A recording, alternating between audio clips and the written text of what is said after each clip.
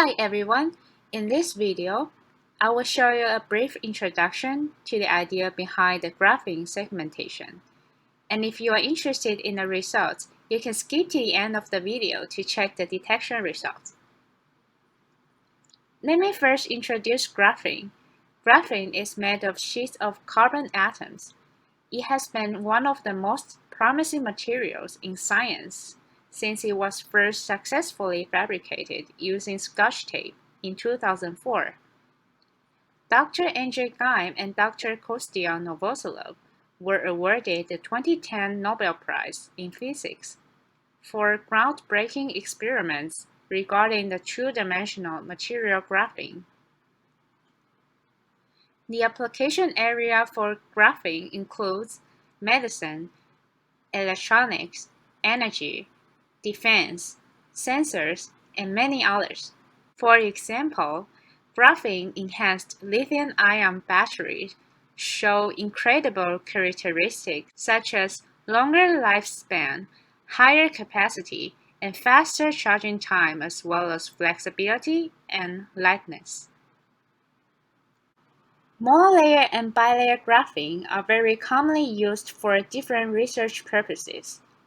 For example, in 2018, a group of researchers at MIT pulled off an incredible material science magic trick by twisting two layers of graphene, giving it a superconducting qubit property, allowing single junctions that are smaller and easier to control, and that could benefit and simplify quantum computers. Those being developed by Google and IBM rely on Josephson junctions with properties that are fixed during fabrication. For the application of bilayer graphene, a band gap can be introduced if an electric displacement field is applied to the two layers, a so-called tunable band gap. Bilayer graphene is an interesting material because of the possibility of opening a band gap by breaking the symmetry between the top and bottom graphene sheets. The image on the right shows the tunable band gap with an external electric field. The most widely used approach today for obtaining high-quality 2D crystals is using Scotch tape, and then locating the 2D crystals under an optical microscope. The image on the right is an example of what the images from the microscope look like. You can see in the image that there are tiny graphene sheets on it. Graphene with varying numbers of layers will be stuck to the substrate. The substrates will then be moved under a microscope. It takes a good amount of time for the researchers to confirm the number of layers of the graphene. Here is the demonstration of what's going on in the process.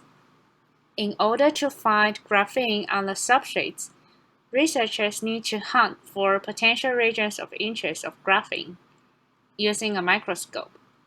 They slowly scan through the whole substrate in order to find the potential regions of interest. The moving red square is the area that is being focused on by the microscope. Since the microscope can only focus on a small area at a time, and normally there aren't many graphene on the substrates, it can take a long time to find the potential regions of interest. Then in order to confirm the layer of the graphene, it can take even more time to identify the number of layers. Graphene itself is easy to make, but finding graphene on the substrates is time-consuming and tedious, even for experienced researchers. So the purpose of this research is to use AI to accelerate the graphene hunting process. Next, I will introduce a combined machine learning and deep learning method to find graphene on the microscopic images. It is an automatic identification for graphing with high accuracy and can easily adapt to different optical setups. In our experiment, we aim to identify monolayer and bilayer graphene, specifically due to their huge amount of research purposes and applications. In the process diagram, we input the microscopic images to the image color correction, which is a white balance method, in order to standardize the colors of the images taken by different cameras. This is an example image that was applied with white balance. An image that is not color balanced is said to have a color cast, as everything in the image appears to have been shifted towards one color. The image on the left is shifted to green, and the image on the right is shifted to red. After applying white balance, the image looks like the one in the middle. We then input the images to the modified UNet architecture for the semantic segmentation of the graphene sheets. At the output of the UNet architecture, we obtain detective masks for the combination of single-layer and bilayer graphene. We then want to separate the two different layers of graphene, so we use a multiplier to multiply the detective masks and the original images.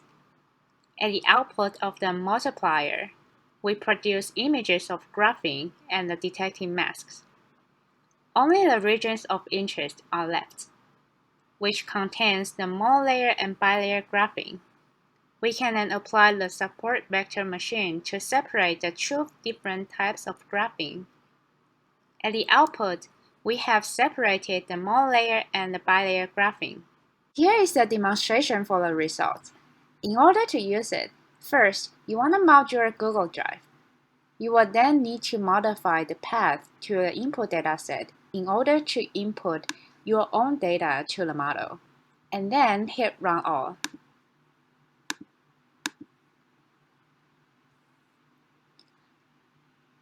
Then you will see the results at the output. There are different original input images on the first column, and the images after applying white balance on the second column. There are different original input images on the first column, and the images after applying white balance are on the second column. And on the third column are the images at the output of the modified UNet architecture. And finally, the images on the right are the detection results. The red part is the monolayer and the green part is the bilayer graphene. You can use the same concepts to develop your own segmentation tool for different types of 2D materials. Alright, I hope you enjoyed this video. And if you have any questions, feel free to send me an email. Thanks for watching.